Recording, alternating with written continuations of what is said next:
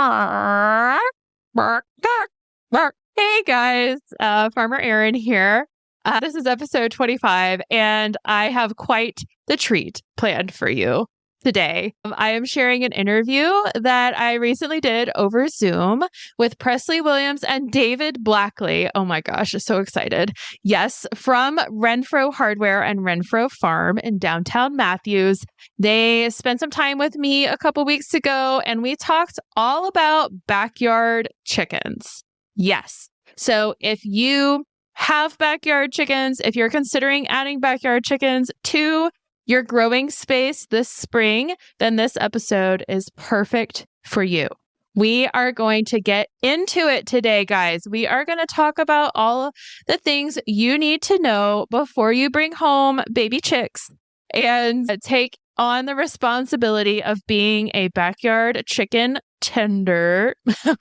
Sorry, can't resist a pun. Y'all know this. And if you're new, I am just full of punny moments. So hang on to your seats. So I don't want to take up too much time in the intro today. I do just want to say thank you for being here. Thanks to all my new listeners, especially those who might be finding me through Renfrow Hardware and Renfrow Farm this week. I would encourage you to go back and listen to my first episode of the podcast. You'll get a full introduction of me, who I am, how I got into growing food, and the different resources and things that I have to support people in the Charlotte area and beyond in their food growing journey. In between this week's episode and my first episode, I've got some really juicy information. So be sure to kind of skim through some of those other episodes that I have done. But without further ado, let's just go ahead, jump in. This is going to be a deep dive. Take notes. And let's talk about backyard chickens. Welcome to the Growing Space Podcast. I'm your host, Farmer Aaron, owner of the Patio Farmer, and I believe that no matter what size space you have, you can grow food at home. Tune in every Tuesday as I share my best tips, tricks, and encouragement for tending to homegrown edible plants. I'm here to support your food growing journey.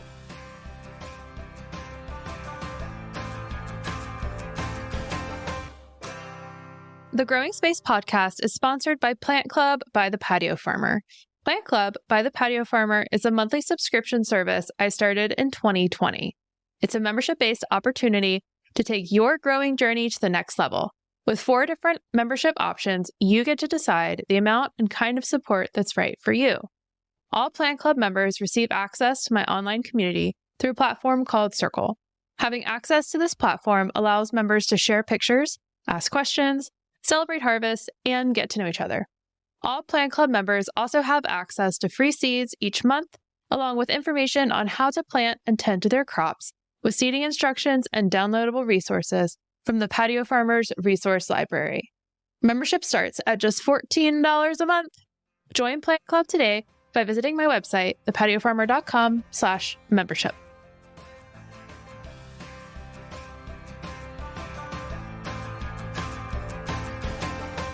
Welcome, Pressly and David from Renfrow Farm and Renfrow Hardware to the show. It's so great to have you all here. And in today's episode, we are going to be talking all about raising backyard chickens, which is super exciting. Now is a great time to be adding those additions to your backyard and to your growing space. I'm really excited to talk to you all today and hear all of the wisdom and guidance you have to share about chickens.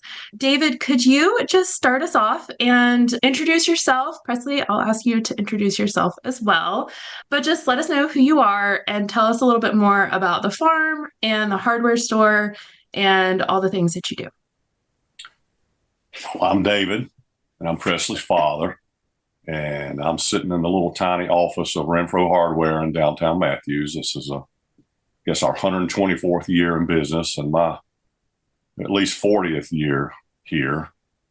The store's always been traditionally sort of farm and garden oriented, in addition to just the bolts and the plumbing and that sort of thing. So we've always been interested in growing food, and it's been a transition over the last 4 or 5 decades from strictly just rural farming to more urban type gardening and more intensive gardening. I raised Pressly and 2 other daughters in this business, so they all grew up helping, and my wife works here and my sister works here.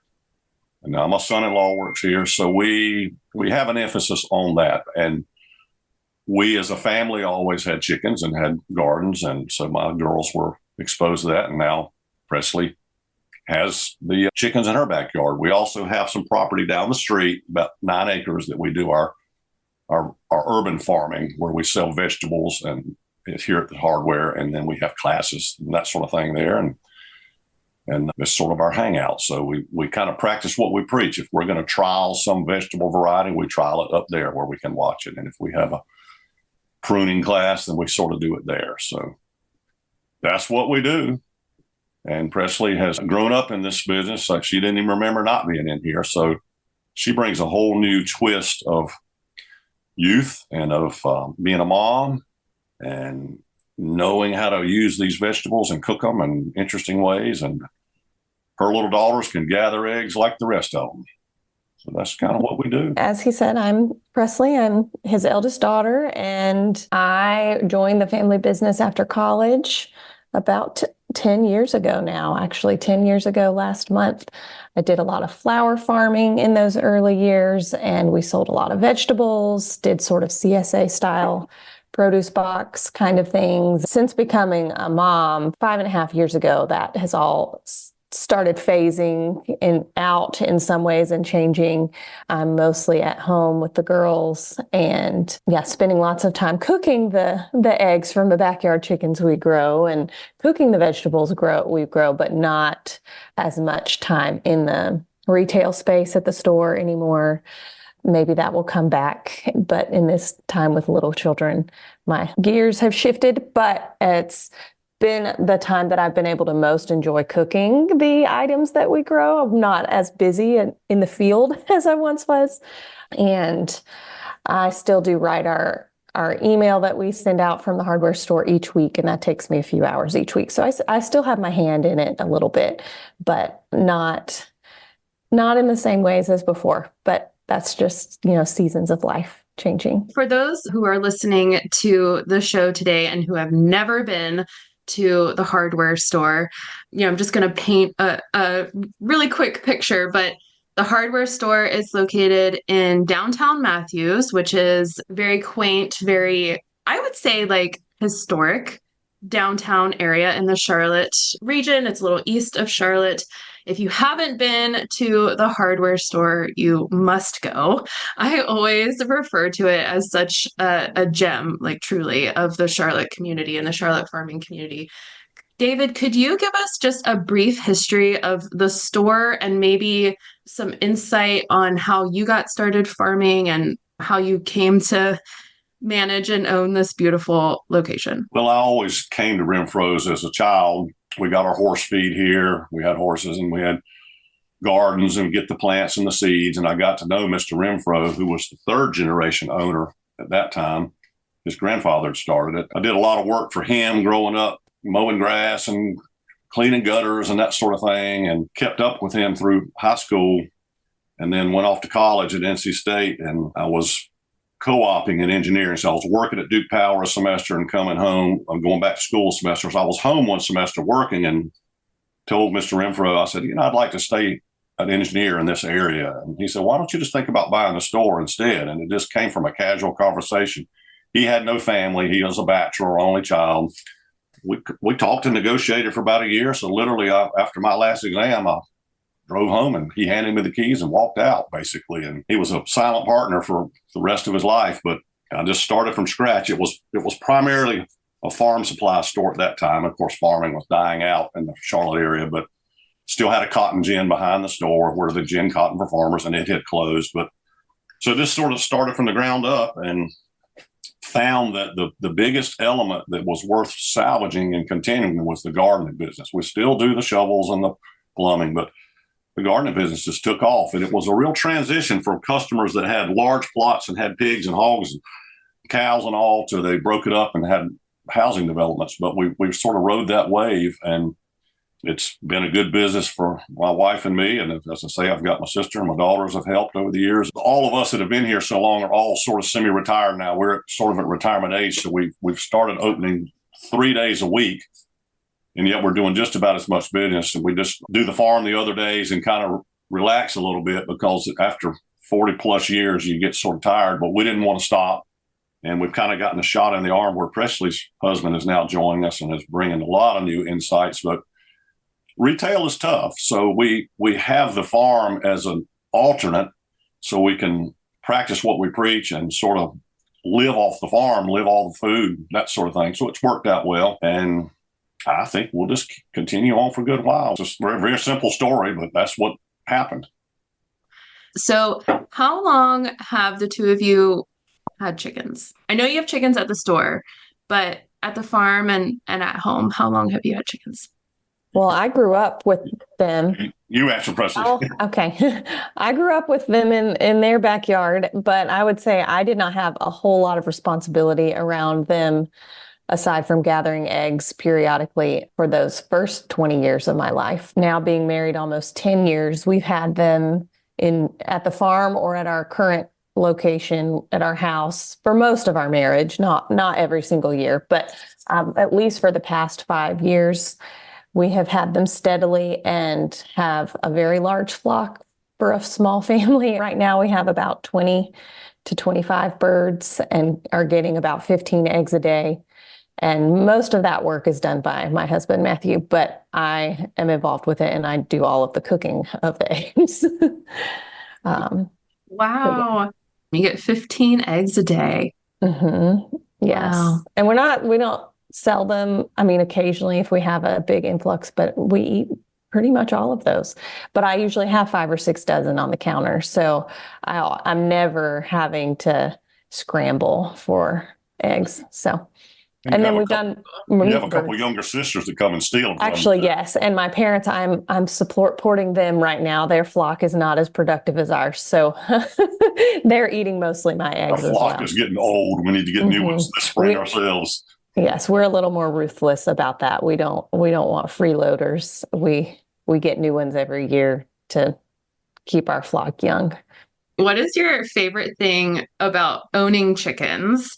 And why do you think someone should own chickens? We're in it for the eggs. I love the backyard eggs and being able to have as many of them as I want. And then another thing that I think I noticed this in college probably when I was not able to do this. I really love that they eat all of our kitchen waste and our garden waste. It was really a struggle for all those years where I did not have anywhere to throw my food, that I had to put it in the trash. And I've never had to do that except in those few years where I lived out of town. But it just is really nice to think, okay, we didn't finish all of this meal, or here's the extras of the broccoli stems, and that's going to turn into eggs. And I love their personalities, love seeing them in the yard running around. They're just a lot of fun. They are a lot of fun. At home, we have 7 hens in the backyard, and I can see them from like the kitchen window and like our sliding glass door. And it's just fun to like throughout the day, be able to just check on them, see what they're doing. And then obviously like going out and spending time with them and the eggs. Yeah.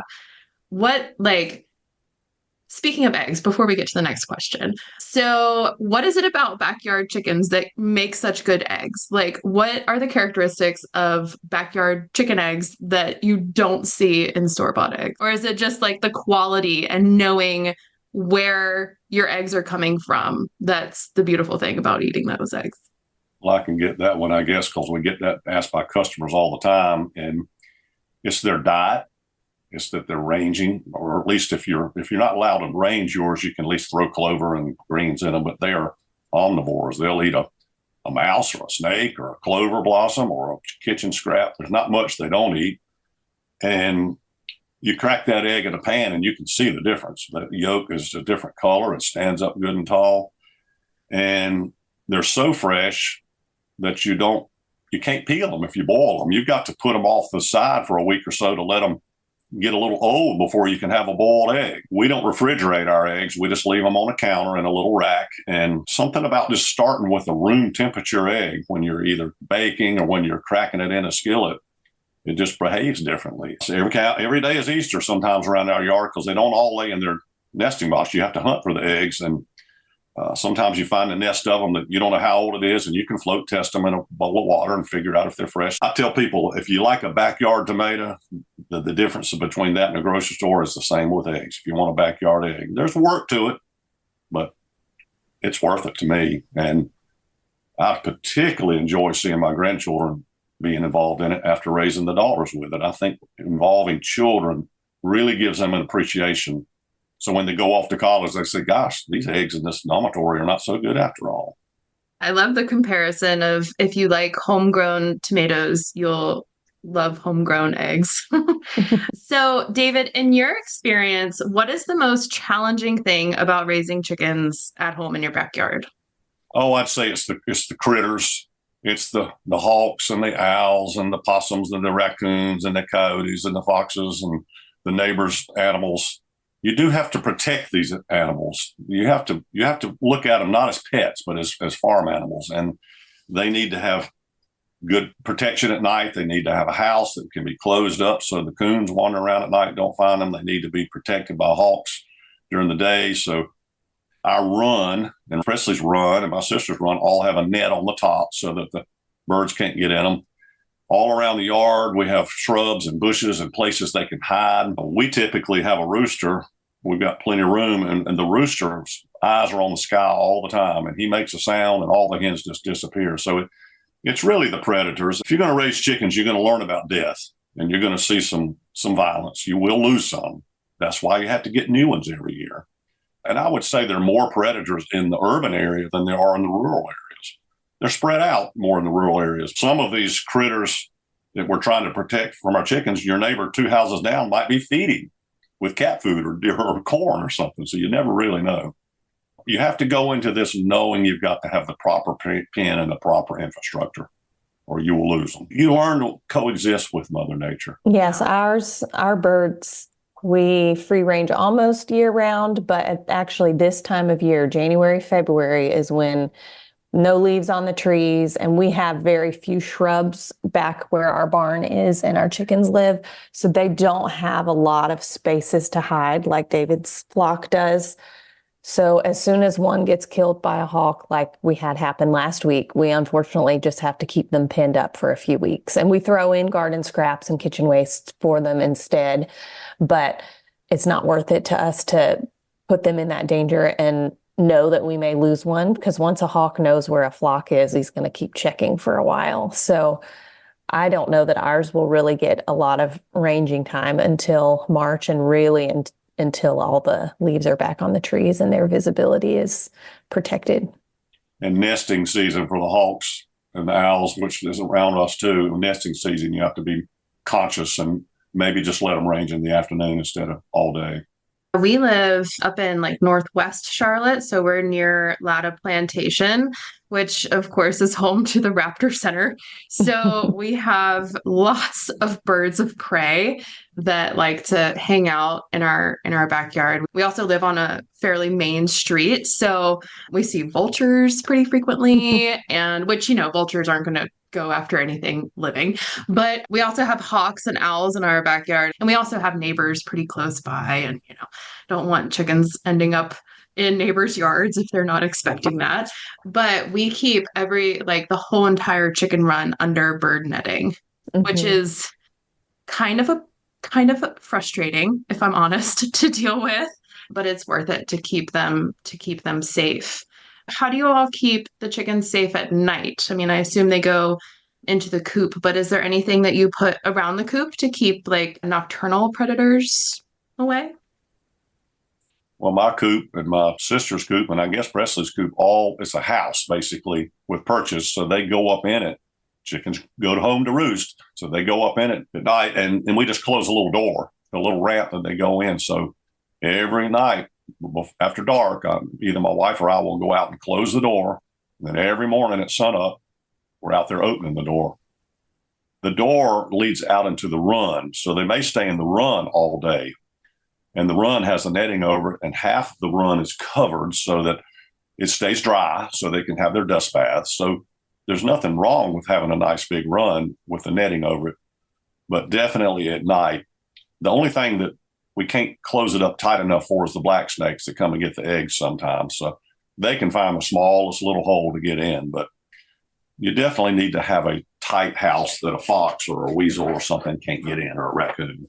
And then ours has a house. We do have a door, but we've really only used it in a season where a pesky possum was finding his way in, and we were needing a few days of making sure he couldn't get in so we could secure the hole in we have a dog pen net fence type thing, which is our run.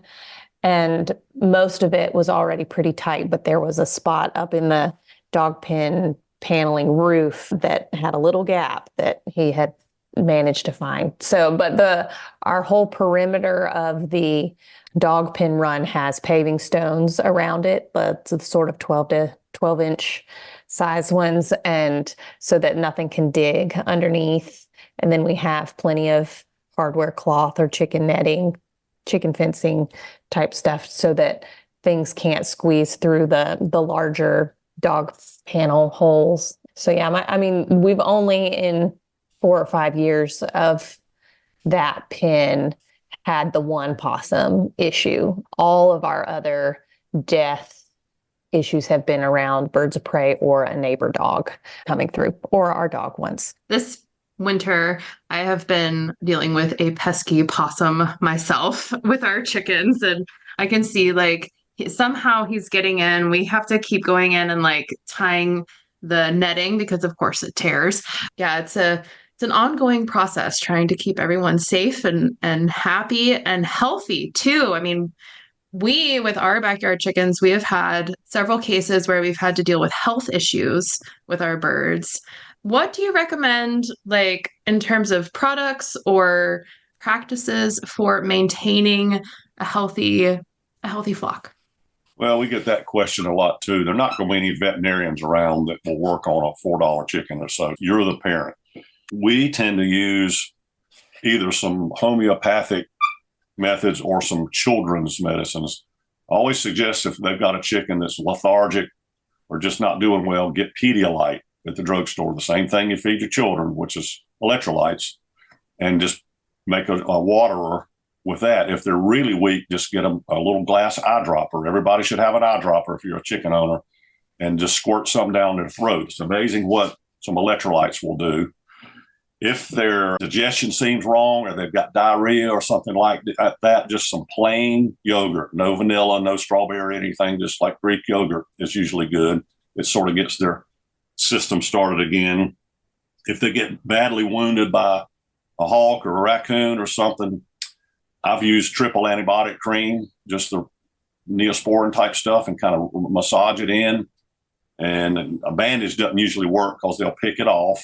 Hydrogen peroxide is really good for pouring in a wound and kind of cleaning it, stuff that you have around your house. I have had chickens that get diarrhea or get the scours, it's called. And again, I'm not a vet, but what I've done is I've got 1 drop of children's Imodium, because we had children at the time, and then filled up the rest of the dropper with water and just squirt it down their throat. So they're getting a little tiny, tiny dose of Imodium, or whatever they call it for children, and that worked. It stopped the diarrhea on the chicken. If they get their legs or their comb injured where they bleed a lot, I use the little septic pencil, like when you cut yourself shaving and you can't get your face to quit bleeding, you get that at the drugstore. You sort of put that on and it kind of causes the blood to clot. So just real basics. Don't ever use an aspirin product like a Motrin or Advil or something, because it's a blood thinner. If you're going to use any pain relief, just a tiny drop of low strength Tylenol watered down seems to help them. Those are just plain old homeopathic things. I love that, there's things that we use ourselves that we can also use for treating chicken issues. For whatever reason, I never thought of using things like Pedialyte or. I've never given mine in decades. I've never given them an antibiotic. Some people and I've never given them any kind of medication unless it was just they were just about to pass away, and I'll give them a little drop of that Imodium or something. I typically just use the Pedialyte and the yogurt. Not a lot of yogurt, but just something just to kind of get their gut working again, and it seems to work. Don't let them get cold when they're babies. Don't let them get wet, and don't let them just live in the mud all the time. Your housing conditions can tell you a lot about it. And the cleanliness of your eggs, when you harvest eggs out of your hen house, if they're muddy or poopy, it means their living conditions aren't good. They should be clean, pristine eggs, unless we're just having a real rainy season. And their legs, if their legs are always coated in mud, that means you're not doing something right. So you really should not have to medicate them much unless they get wounded by a critter. I know some people listening to this podcast are going to be in Charlotte, but there's plenty of listeners elsewhere too. So in terms of bringing home chickens, and especially if you live maybe, in the suburbs or even in the city, you definitely want to check your local ordinances, either your city or your county, or probably both, to get an understanding if there's any parameters around the number of chickens you can have, or if you can have a rooster. Make sure you do your homework before you bring home chickens. But Pressly, how many chickens would you recommend for someone who lives in the suburbs, let's say? And how much room do you think you need to have in order to bring home chickens? I think you can make it work with a small amount of space, but you definitely need to make sure they have enough square footage in their run or in their nesting area, coop area, to not be overcrowded. We have, what is the size of the pen behind the store? 8x8. It's a dog pen, one of those modular dog pens.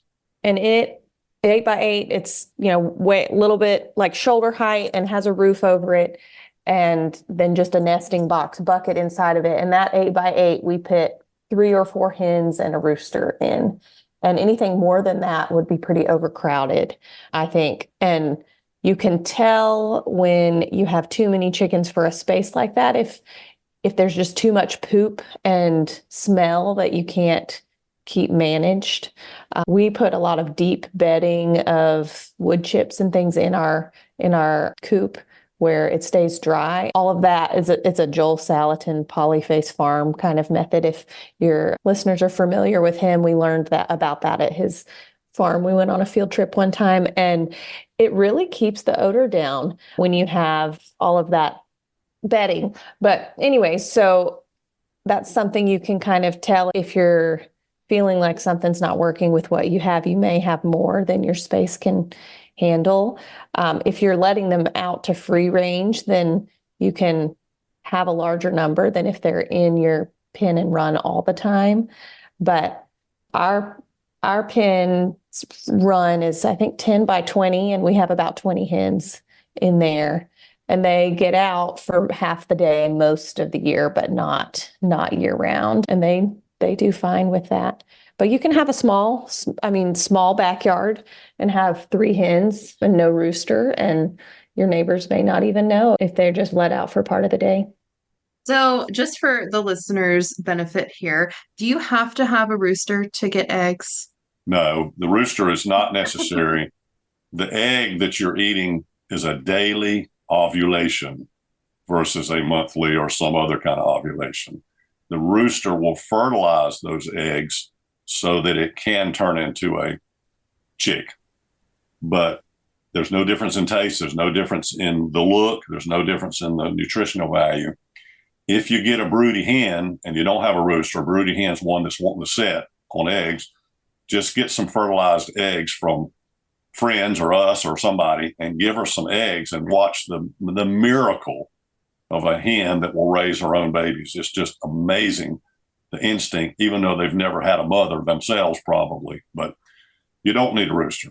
And some of them, I think, probably a little happier not having a rooster pestering them all the time. I'm going to ask both of you this question. What is your favorite breed of chicken? I would say currently mine, I would have 2, the production red and the black Australorp. That's what our flock is made of primarily right now. We got black Australorps, maybe 10 of them or so last April, and then 20 of the production reds this past April. So I guess 2 Aprils ago and then last April. And both of them became mature and started laying eggs around Thanksgiving ballpark timeframe. And both winters I have had almost an egg per day per chicken all winter long when they were that young, their first 6 months of laying. And that's why we like to add new ones to our flock every year, because the black Australorps this year are molting and not laying, but only a couple eggs a week probably, versus almost one per day. And so both of those breeds have just been really impressive to me. They're beautiful, beautiful birds, but they're cranking out the eggs. And the only time that since my production red started producing, the only week that they slowed down was that very, very cold week we had in January. Otherwise, we've been getting, if we have, say, 15 of those mature hens, we've been getting 12 eggs from them every day from that many birds. So I'm very pleased with those results. And they're very sweet. Yeah, that's awesome. We have some sapphire gems, and we have some Rhode Island reds, and then we have, oh gosh, I'm forgetting their name. I feel so bad. The ones that have kind of like the hawk face. It'll come to me, of course, later on. They're all just chickens. They're just chickens. Just chickens, you're right.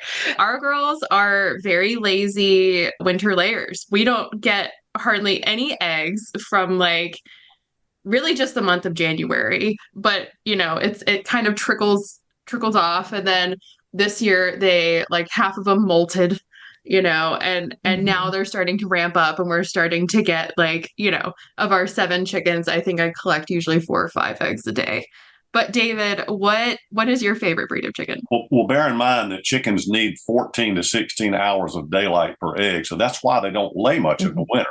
Mm-hmm. In the long days of the summer, you'll occasionally get 2 eggs from a super mom chicken, but commercially they use artificial lighting to keep chickens laying all the time. But yes, and chickens need a rest period. We don't do that. They have to build up calcium in their bones to make eggs again. But favorite chicken, that's like saying which is my favorite daughter. They're all perfect. But my wife probably should be mentioned. She loves her chickens, I think, more than she loves me. She likes chickens a lot, and she does like Buff Orpingtons, because Buff Orpingtons are good mothers. They're good setters, and some of our best little hatchings over the decades have been from Buff Orpingtons. And she doesn't name chickens, but if there's a buff, she calls it Buff. So we'll say, well, we don't have any Buffies now. They've sort of aged out or gotten eaten, but I'm sure she'll want some more Buffs this year because they're good layers. They're nice. You can tame them, but they are good setters. And if you don't mind having a broody hen, and there are other good setters, Rhode Island Red would not be a good mother. It's just something magic about them walking around the yard with their little baby. I can imagine. So sweet. So you all are going to have chicks available at the hardware store this spring, starting in March. What do people need to know about bringing home little baby chicks? The schedule of when they're coming will be on the website. It is on the website. We call it Chicken Run Day. They come about every other week, big batches of them. We have a bunch of brooders. We separate them in and we feed them and water them before we open, because they come on the airplanes and through the post office. Probably 95% of the time they show up exactly the day they're supposed to. If there's a post office faux pas, it might be a day later or something. We have the little boxes you can put them in, or you can bring your own little box, but you line up out front. We open the door at 8:00. It's called Chicken Run. Everybody comes in. They line up. They tell us what they want. They usually need to have it written down on a piece of paper. We grab them, put them in their box. You need to have already gotten your feed and your heat lamp and your water and all that sort of stuff ahead of time. And then you go straight home. You don't go and get a Starbucks coffee or anything else. You take them home because they need to stay warm and not get chilled. If they get chilled, they won't recover because they're just a day or two old. If you're a newbie, probably don't come the first week or two of deliveries because it's still cold and it's still cool. And there's a chance that in your garage, it might get colder than you think it is at night. Most of the experienced chicken people come the first chicken run week. We'll continue to get chicks until the season, until everybody's gotten them. So it's nothing to get upset and worried about. If you miss a week, you just come another week. We do have a minimum of 3, which is sort of a state law. Chickens are flocking creatures. You don't want 1 or 2. You need to have a trio.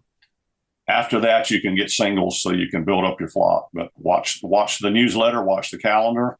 If for some reason they're delayed, occasionally the truck from the male facility doesn't come to Matthews till 11 o'clock, but usually it's about 4 in the morning. So usually we've got them and unloaded them and fed them and watered them and they're ready to go. It's an exciting hour. After that, it sort of dies down, goes back to normal for the rest of the day. And our birds I'd say 95% of the breeds we order are sexed by the hatchery, so they will be females.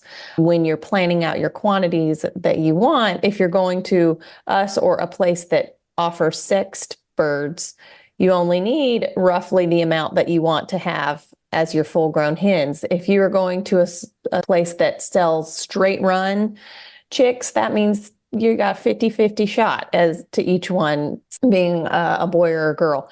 And so you would most likely in those situations they would be probably cheaper birds, but you would have to buy more of them to get the ultimate number of hens that you want, and then have to figure out what to do with those young crowing roosters in the summer. Sexing is difficult. People think they can watch a YouTube and learn how to sex them, and people will advertise them maybe on the internet or something as being sexed, but it's a pretty difficult task, and the hatcheries are good at it, but make sure you try to find places that are selling sexed hens, sexed chickens. There are some varieties. Each week we'll get what are called the star varieties. There are varieties that are born where their feathers can tell you whether they're females or males. Maybe they have a spot on their head. So each week we'll maybe get a brown star and a golden star, and the next time we'll get a red star or a white star. So you can guarantee that you're getting hens from those varieties.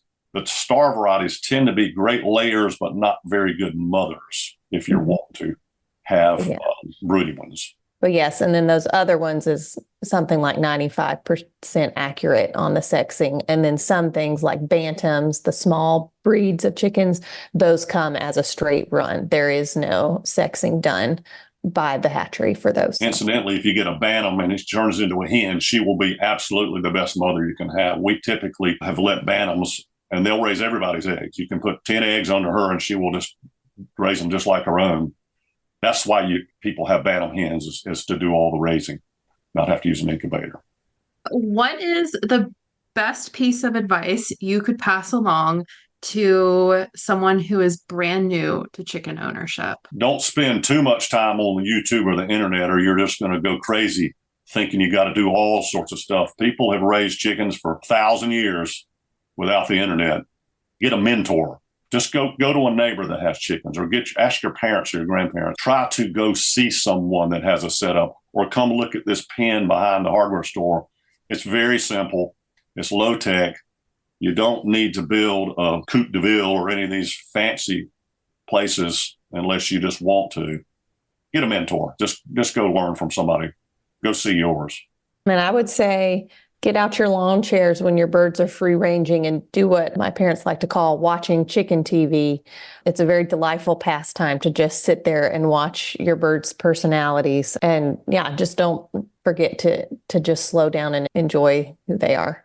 And Chardonnay pairs very well with chicken TV. I'll just let you know. That's great to know. As you've alluded to, it can be hard to find resources or information. I mean, maybe not hard to find. There's plenty of information and resources out there. And I love, the encouragement to find someone who's had chickens and learn from them and see their space. Are there any specific chicken books or websites, if people are looking online or are looking for resources to help narrow the search process that you all like to look at or reference? I'm sure there are. I just have not ever needed that. I've been doing chicken since before there was an internet. Pressly probably knows better. Even when you get onto something like the Clemson or the NC State cooperative extension websites, a lot of them are geared more towards commercial growers. And they have all these diseases and all these pests listed that you'll just never see. So I'm sure there are forums. I'm sure there are good books. Probably at the public library. Frankly, they're just so common. But unfortunately, I'm not as aware of that. We have what we call our handout sheet, which is about 4 pages that we print out that we hand to people. And that's all you need. And it's on the website. It's just frequently asked questions. But Pressly could maybe tell you what the the newbies that are her friends maybe are learning from? Well, I mean, I grew up knowing how to do it myself too. So I haven't looked at too much on the internet either. I do often give people our handout if that's something they're asking about. And then for me, when I am looking at a breed and want to know, okay, which breed are we going to add to our flock this year? I'll look at our hatchery's website that then gives all of the details of roughly how many eggs they lay per year, how broody are they. So if you're looking at just wanting to know a description of different breeds, I would say probably looking at an actual hatchery, whether you're getting your birds there or not, they're going to have straight factual information in it, not be someone's blog about their personal experience with their one flock that you then have to sort through a bunch. Tell them our hatchery. I think they've got our hatchery. Ideal Poultry is their name. They're in Texas, and that's really the only website I look at very often. They probably have all sorts of chicken fact sheets and guides as well on there, but I've only used it for looking at their breed descriptions. But it's a simple, basic website, but very clear. I have looked into some of the chicken blogging world when I'm trying to write our newsletter and find an article to go into more detail than I can give in an email as a resource. And there's just a lot of people with lots of different contradicting information and opinions about chickens online, and a lot of very strong opinions. And I just personally don't want to give chickens that much of my brain space. No, they're just chicken. Remember that. As much as I enjoy them, I just keep it simple. Story Publishing, we used to carry a lot of their books at the hardware store, Storey. They had a lot of chicken books. I would say that if you're looking for a book, maybe looking at their publishing website and see some titles there. But I don't have any specific titles to share. It's good to know that the hatchery websites are really helpful and a good go-to resource. This goes to vegetable growing as well. There's just so much out there, and people get really adamant and passionate about what works for them, but just because something works, for someone across the country or even on the other side of the state, it doesn't necessarily mean that that's what's going to be best for you. And so great guidance there. Okay, so we are getting close to the end of today's episode. I feel like we could probably talk about chickens for another hour, or maybe two, or we could just keep going on. But I do like to ask all of my podcast guests these two questions. So we'll start with the first one. What is your favorite vegetable and why? Tomatoes, for sure. Tomatoes are by far my gateway into wanting everything that I eat to taste as good as a backyard tomato does. Homegrown tomatoes. Yes. Yes. A homegrown tomato. Pretty tough to compared to a grocery store tomato. I don't eat tomatoes out of season. And loving that as a child has led me into, I don't want to eat broccoli out of season either. And now I don't want to eat carrots from the grocery store and all of it. But tomato was my first favorite food, and still probably would be in my top 3 favorite foods. Well, since you took that, I can't use that. I'd say probably okra. There's so many ways you can cook okra, and you can use it to thicken soups and all. My wife is real good about drying okra, chopping it up and putting it in the dehydrator so we can have it in the winter, and dried okra reconstitutes very well. So it gives me just a little flavor of summer, even in the winter. More so than canned tomatoes, which are good too. But I don't know. I tell you, okra, whether it's boiled or fried or roasted okra, is just a whole new. I didn't know about that growing up, but boy, I can roast okra and eat it like candy. Okra is delicious. When I was working as a farm manager, there was a woman that I worked with, and one day it was the middle of summer, and we were just out walking, around the plants, checking on things, and she pulls fresh okra, like a fresh okra pod, off the plant and just bites right into it. And I had never seen someone eat raw okra like that. And I just looked at her, and she's like, "What?" I'm like, "You just ate that raw." She was like, "Yeah, haven't you ever tried it?" And I tried it, and it was delicious. And now that's my favorite way to eat okra. It's wonderful. And when we're working in the fields, that's the go-to. If you're a little bit thirsty or you want a snack, you just go over and get a pot of okra, and it's it's delightful. So it's a very useful, and not a lot of pests bother okra. That's what you can grow okra. I mean, I think a newbie can grow okra and do well with it. Now I'm going to have to go home and have okra for supper now. Well, I already have it planned in my chicken pot pie tonight. So I will be having it in my supper tonight. Did you steal some from your mother? No, she gave it to me. Okay, she gave it to you. Yes. My girls are really good about coming by and going away with canning jars full of stuff. So I make them bring the jars back. Another question for all my podcast guests is, what is the most important thing that you have learned? And for the sake of this episode, I threw in a pun. The most important thing you have learned as a chicken tender. For my children, it would be learning about life and death and respecting and caring for life and death at such a young age and in a tangible way. I guess that's not what I've learned, but through them seeing what they have learned, it has been one of the most valuable parts of having chickens for them, and especially when they get a little bit older and are able to be more involved in the caring of them. And yeah, I just think that it has made death a little bit less mysterious or scary to see. Yeah, I would say the same thing, really. It was great raising children where if it got really cold, you needed to do something to help your chickens. If it got really hot, you needed to deal with it. Heat is the enemy. If it's muddy, you need to go clean the pen out. There's a responsibility there, and there's a respect for these animals. You are a caretaker for these animals. And then yet it brings so much pleasure to my wife. She loves her chickens, and she loves her cats and dogs and everything else. But it's a comfort. If we didn't have it, it'd be like not having a friend or something. So they are part of your life. And if you're not the type of person that takes care of an animal or something, then keeping chickens is not what you need to do. Thank you so much, both of you, for your time and chatting about chickens with me today. Before we close out, just tell everyone how they can reach out or find you. Maybe, share how they can sign up for your newsletter, which is fantastic and a must read every week. Our hardware store website is just renfrowhardware.com. We have a farm website as well, Renfrow Farms with an S.com. And we have Renfrow Farms on Instagram and then Renfrow Hardware on Facebook, which those two are linked together. And you can sign up for our newsletter at probably most of those places, but most likely just going to the hardware store website. There's a spot in the top right of the website that says newsletter. And we have had a long hiatus on social media, but now that my husband's on board in the store, he is working our online presence back up again to the way it used to be when I was full-time working, with all sorts of teaching bits and fun information.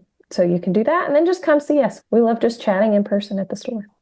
Remember, if you're coming, we're open Wednesday, Thursday, Friday, 3 days a week, 8 to 4. We're semi-retired now, though all of the rest of us are old. We do have the other days we're at the farm or in our shop, but the website has those hours and has the address, and we've got parking in the back and parking in the front, plenty of room. And we do have the chicken pen out back. You can come study and see what it looks like. Awesome. Well, thank you, Pressly and David, so much. And I'll see you in the store soon. Well, thank you, Erin. It's always fun to see you too. And we love your website as well. I look at it every time it comes, your newsletter. Aw, thanks, David. I hope that this episode inspires you and gives you confidence, gives you some more resources and information to be able to incorporate a small flock of chickens, or heck, maybe a big flock of chickens, into your growing space and into your growing practice this year. And if you ever have any questions at all about chickens, you can reach out to me. I have had chickens now for the past, like 5-6 years. That's kind of crazy to think about. I think it's been 6 years I've had chickens.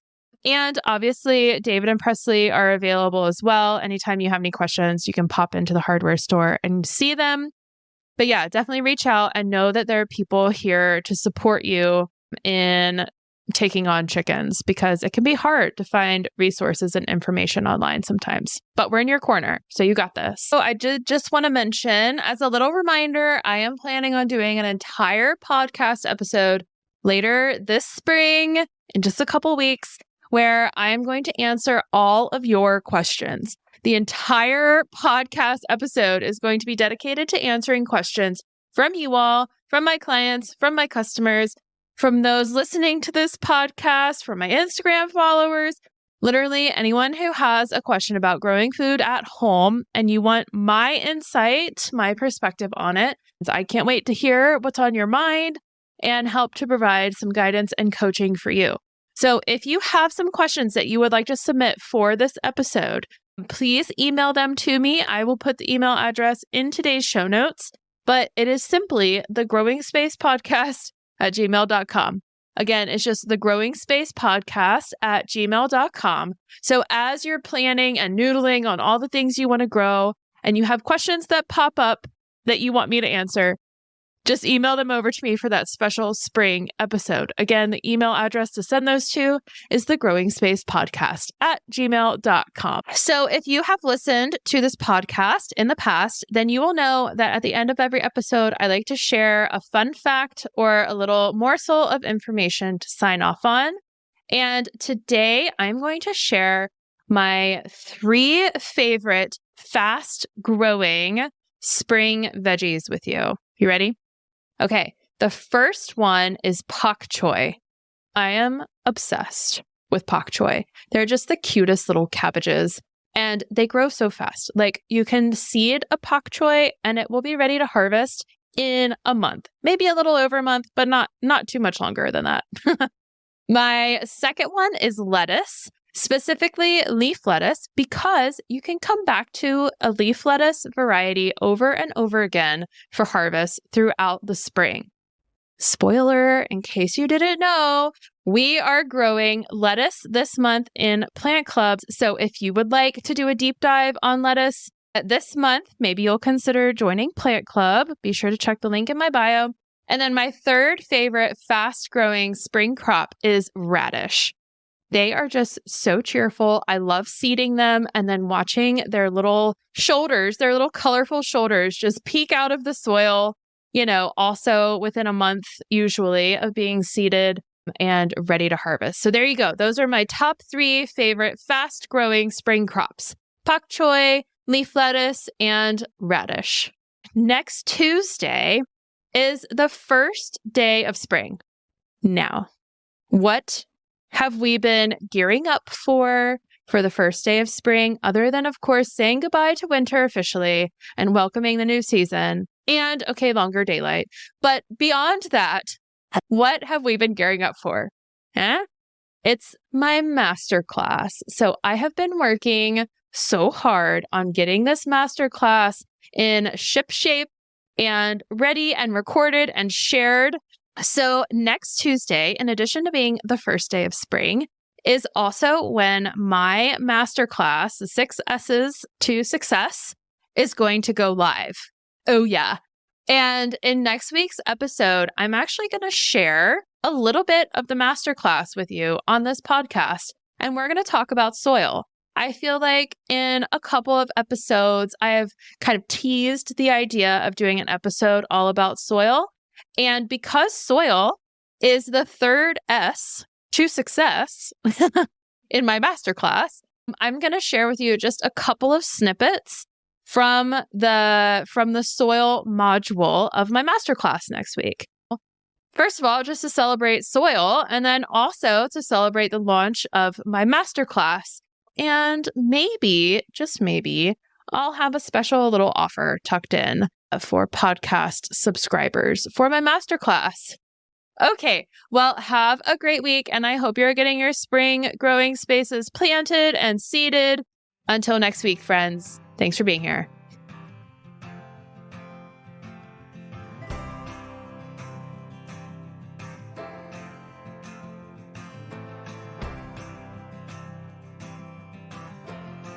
Thanks again for tuning into this week's episode of the Growing Space Podcast. I hope that you learned something new and that you were able to take this new information home with you and implement into your growing journey and into your growing space. As always, I am here to support you in your food growing journey. If you'd like to learn more about the different services and resources and membership programs that I run through the Patio Farmer, please check out my website, thepatiofarmer.com. You can also follow me on social media. I am on Facebook, Instagram, and oh my gosh, most recently, TikTok. Wow. I know. Here I am. Patio Farmer is on TikTok. It's very exciting. If you enjoyed today's episode, please give it a like or a rating or a review if you want. Maybe share a little comment about your favorite part of the episode. Share it with a friend. The more interactions I get with my little podcast online, the more I'm able to help people just like you in their food growing journeys. As always, thanks for being here, and I will see you again next week.